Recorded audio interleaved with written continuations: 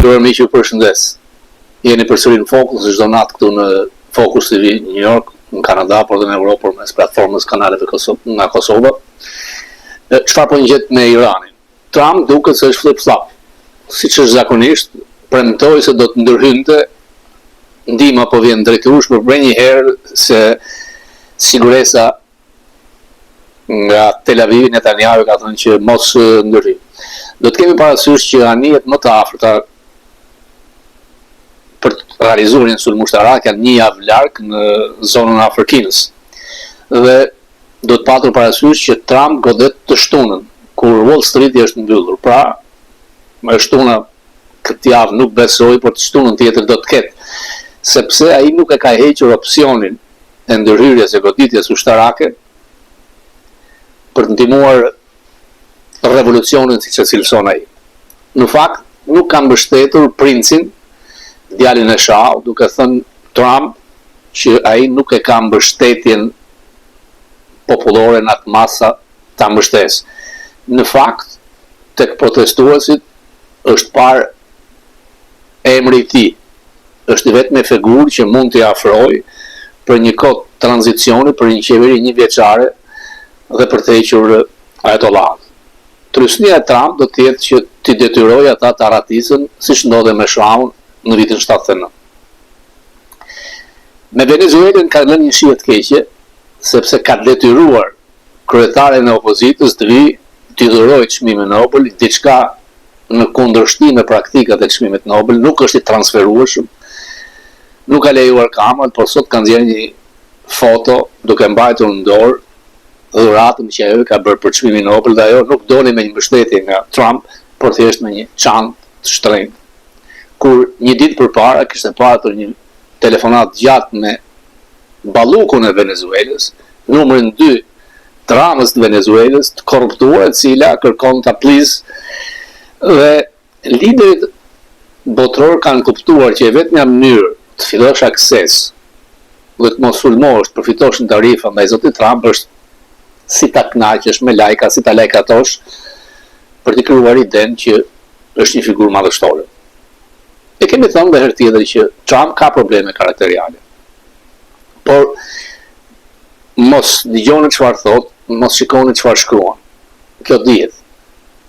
Dhe politikat e mëdha natyrisht që janë një grup rreth tij që drejtojnë. Unë e kam thënë shpesh projekti 2025. Ajo që na intereson ne nuk është që të sillet le të themi ndaj opozitës shqiptare si po sillet me opozitën e Venezuelës apo Tiranës. Ne nuk e kemi rëndësinë që ka Venezuela dhe Irani për administratën. Po të shikosh me vëmendje e dërguara, e ngarkuara me punë, e cila bëri gafën e madhe duke ulur, pranuar të ulej me një nga më të korruptuarat galaktikës, ish pastruesin e Athinës, sepse shembull e kishte ku Juriki mund të qua dhe hiku kur i ulën beqen. Dhe ajo për këtë do të pagojë me vend e punës. Do të ketë ose nominim të shpejt për një ambasador ose një të ngarkuar datinterim nga jashtë. Kur shikon të gjitha deklaratat e saj, duke përmendur dhe administratën Trump për parësitë e saj, luftën ndaj karteleve në hemisferën perëndimore dhe luftën e trafikantëve dhe të krimit të organizuar në Shqipëri. Njëherë nuk e kam dëgjuar të flas për korrupsionin qeveritar. Duhet, absolutisht, por qëndrimet e saj për atë ambasadës amerikane ndryshojnë tërësisht nga qëndrimet e kohës Jurikim, që ishte bërë si motra e madhe e Ramës dhe qeverisë, mbështetjet haptas duke dalë kundër me shumicën e shqiptarëve, duke krijuar një shije shumë të keqe. Kjo administrat këtë e ka hequr. Rama nuk ka mbështetje nga ata. E kishte përqendruar gjithë tek blerja e Kushnerit dhe Juankës. Ajo mund të vinë në Shqipëri dhe të hajë dhe dreket darkë me Ramën. Ajo mund të hajë darkë dhe me ligjin e 16. Nuk ndryshon asgjë, sepse SPAK duket qartë që po shkon në Surrel tek zyra ish Mehmet Sheut dhe familjar të korruptuar të Ramës. SPAK-u nuk e drejton kinez. SPAK-u e drejton amerikan. Departamenti i Drejtësisë, FBI, Pentagoni, CIA duket që kryqë Ramës. A mund t'i jap ai dekoratën e Florint që mori në Abu Dhabi Trump? Ta provoj. Dje moralistët zyrtare të Davos, emri i marksist-leninistit të madh, liderit global nuk është. Vučić po. Përpara 2 javësh Rama ishte tek delegacioni shqiptar për të shkuar në Davos. Dhe çuditërisht nuk është arritur tek delegacioni amerikan, është shtuar një figurë e vështirë si Kushner, i cili nuk ka clearance, certifikat sigurie, por përdoret natyrisht si njëri besuar me Witkoff për bërë pazaret e radhës. Dhe Rama kishte hapur fjalë se do të takonte Kushnerin, do të takonte Rupion, do të firmohesh gjithmonë me ajo ide që në qoftë se amerikanët do të duan që një numër i madh palestinezës të hapet në vende të ndryshme, ai do afronte të merrte sa më shumë. Siç mori me afganët. Por Bideni nuk e takoi 4 vjet. Dhe Rion Velia, një figurë tjetër e ndyrë ligavece, tejet e korruptuar, erdhi takoi Kamala Harris gjatë fushatës. Nuk e lanë bënde foto, Ramën se pranoi. Edhe pse kryetarja e opozitës më të madhe në botë, si thot Rama për bashkëshortën e tij, firmosi para thënën e librit Kamalës. Nuk mund të luash me 3 portë. Sazani nuk është spira kolegës ta falësh. Pasi lloj transparence. Ashtu si u zbyth Kushneri nga Serbia, mund t'i ikte nga Sazani në Shqipëri, sepse fundit janë investime arabe. Kushneri sekser është. Por mund t'i fali Zvornecin, mund t'i fali Pogradecin, sepse nuk e kontrollon askush. Me sa duket, opozita nuk e lexon dot. Fatkeqësisht. Dhe mjaftojnë 15 deputet PD-s, siç do thoshte një nga figurat e Nanos, pjesëtar e korrupsionit në 97-s, Malaj, me 15 deputet PD-s të PS-s brenda, me një fraksion të madh, ai të huret në 69. Është bërë i padurueshëm. Është bërë i padurueshëm dhe kjo arriti kulmin kur Washington Times e cilësoi shtetin e tij shtet mafios. Washington Times është gazeta konservatore në Washington. Dhe aty shkruhet qeveria amerikane nën presidentin Biden ka mbyllur syt ndaj tregtisë të narkotikëve që lulëzoi gjatë mandatit të kryeministrit socialist Edwin Rama, partia e cilit ka qeverisur që nga viti 2013. Sekretari i shtetit Biden i ofroi omazhe Ramës gjatë një vizite në Shqipëri në 15 shkurt 2024.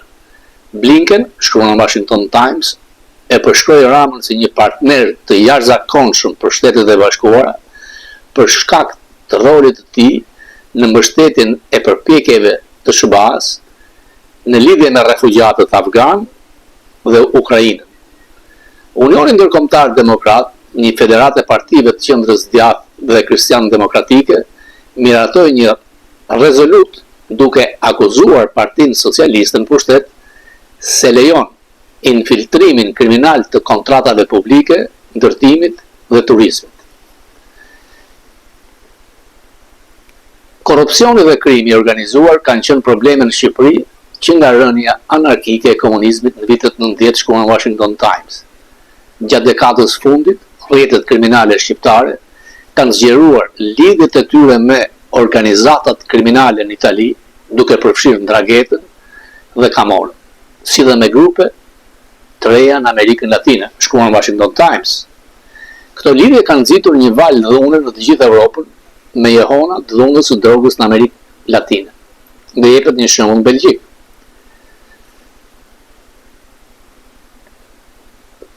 Shkruhet te Washington Times, po ja lexoj. Provat e tregtisë së lulëzuar të drogës në Shqipëri mund të gjenden në një vend të papritur, në horizontin në ngritje të qytetit. Në fillim të viteve 90, Tirana kishte vetëm një grusht semaforësh. Sot, shkruan Washington Times, ajo po përjeton një bum dramatik ndërtimesh. Vitin e kaluar, shkruan Washington Times, ndërtimi përbënte 14.4 të prodhimit përgjithshëm ekonomik të Shqipërisë, sipas Eurostat, përqindja më e lartë midis vendeve europiane. Qeveria miratoi së fundmi 16 ndërtesa të reja shumë katëshën në Tiranë. Njëra prej tyre, nëse ndërtohet, do të ketë pamjen mbi ambasadën amerikane. Sipas organeve ndërkombëtare, mbikëqyrëse të krimit këtu pastrohen miliona dollar. Pra, unë po ju them fakte të shkruar nga media amerikane. Ata që i kanë thënë Noriega, ata që i thonë shtet mafios, dhe naturisht, media e djathtë amerikane kanë ndikim, si nga projekti 2025 dhe nga ta skifterët që janë rreth Zotit Trump. Ajo që duhet shqetësojë gjithë shqiptarët është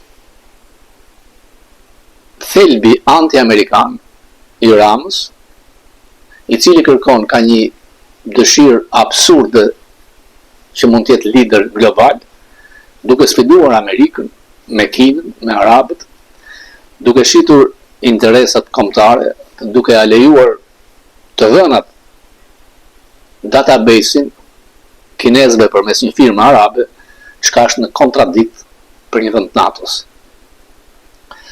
Deri vonë ambasador NATO kishte një nga pinjollët e byros politike, e ka kthyer dhe gabim.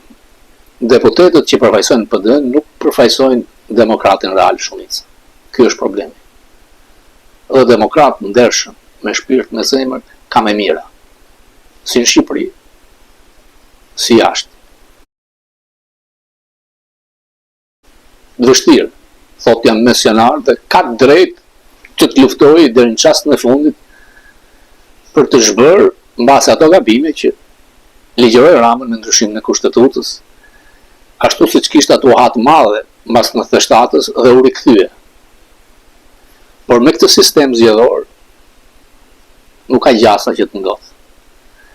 Duhet, e kam thënë disa herë, Republikë e re, gjykata kushtetuese në qoftë se mbron pastruesen e Athinës, duhet shkrirë. Këtu amerikanët shkojnë protestojnë në përshtypje e antarëve të gjykatës supreme. Në Shqipëri s'ka ndodhur. Po të shikosh se cilët janë antarët e asaj gjykate e kupton lidhjen me nomenklaturën e vjetër. Aq më tepër që kushtetuta është bërë nga grekët së Shqipërisë. Duhet të ketë mandate për deputetët që të vinë cilësi, të mos vinë si ata kooperativistët e 91-shit. Natyrisht që parlamenti nuk është akademia e shkencave, e mesme e përpjesshme, por jo me deputet listash, secili ka drejt votojë për njeriu që do. Dhe ndar majtas djathtas, si në gjithë botën. Por nuk mund të lësh një ajatollah, një arabo-kinez, një anti-amerikan, anti-Kosovë, anti-shqiptar, i cili kujton se duke blerë të llastuarit e familjes Trump, mund të blej goditjen që vjen nga ky vend i madh.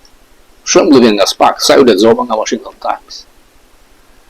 Natyrisht që ato që thot Rubio, që mungon shpreha fjala e lirë në Europë, janë për Anglinë, për Gjermaninë, por për edhe në Shqipërinë. Në Shqipëri biseda kafesh kanë shumë ekran. Not based on facts, pa thënë fakte. Por pronarët janë oligarkët që kalojnë majtas e djathtas dhe vjedhin miliarda dollar dhe kontrollojnë atë editorialin në gjithë kanalet. Ndaj media të pavarura, edhe nga këtu, si në rastin tonë modest, ndihmojnë për të nxjerrë faktet. Faktet për shembull, apo them, diçka është ndaluar nga ligjvatuesit. Është shfryrë. Ameta bashkëpunon. Çdo ditë jep. Është pjesë e të korruptuarve masiv të Ramës. Pa diskutim dhe meriton të shkojnë në burg. Por sa më shumë flas, aq mirë është për të harë shqiptarët realisht se Rama ka vjedhur 40 miliard dollar të paktën nga i buxhet që ka qenë 120 miliard dollar. Janë para që nuk ekzistojnë, që merren UHA nga banka, i jepet oligarkut X 10 miliard dollar, kur Rama ka pjesën e tij 30%. Si ka mundësi që nuk rriten rrogat, nuk rriten të ardhurat, pasuritë e shqiptarëve, por rriten disa fish të ardhurat e oligarkëve, me spekulime. Se ekonomia, si thot The Washington Times, 14% të prodhimit përgjithshëm ekonomik janë nga ndërtimi, nuk ndodh në asnjë nga pastrim. Natyrisht që janë shqiptarët ata që vendosin fatin e tyre dhe të heqin këtë turp të madh, ama fillon të justifikohet, na kanë vënë kushtet të mëdha për ty në BE nuk hyet nga nama. Nëse Bashkimi Evropian e shikon që duhet Shqipëria të futet afus dhe pa përplotësuar asgjë, siç futi Rumaninë në Bullgari, gafa më e madhe. Dhe Shqipëria është më keq se sa kur Rama erdhi në pushtet. Nuk mund të ri gjithë jetën një vazhdues i një partie kriminale, dikush që s'prodhon asgjë veç se fasado, dhe i rrethuar me fakte monstruoze, përbindshme të vjetra dhe masive. Me politikën e tij anti-shqiptare, antikombëtare dhe anti-amerikane. Unë nuk jam naiv të them se do të vinë Delta Force ta heqin si edhe pse e meriton. Por është pak. Është pak që po shkon te Abi Bank, tek Sureli, tek familjarët e tij, Bitcoin, dhe ajo shpatë Damokleut me Garikën. Ende vazhdojnë timet. Ai përdor her pas here për presion. Jo do të jem datën 20, dhe 27, jo do të takoj Rubin, do të firmos. Rrethi është trunguar. Shqiptarët e kanë do. Fryma është. Kjo administrat, ai që quhet Deep State, me fakte përmes Spakut, që kanë rreth 20 vjet nga FBI, paktën po shkon aty ku askush se kisha menduar më parë.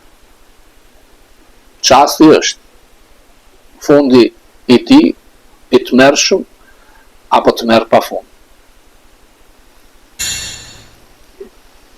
Thank you.